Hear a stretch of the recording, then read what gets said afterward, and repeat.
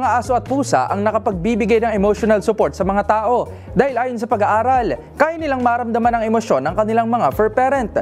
Pero sinong mag-aakalang hindi lang pala sila ang may kakayahan nito, kundi pati na rin ang mga pagong. Alamin na this, mga pagong may kakayahang makaramdam ng emosyon ng tao.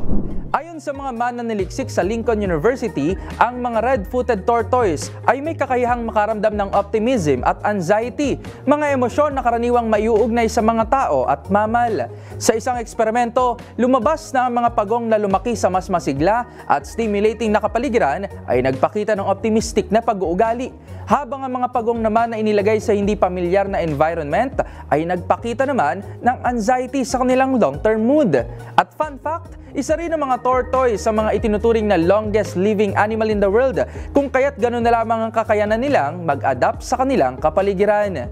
Tandaan, mas makulay ang mundo kung alam mo ang hiwaga sa pag-ikot nito. Ako po si Rovic Manuel, nagpapaalalang sa kaalaman ay walang labis, magsaliksik para siguradong alam na this.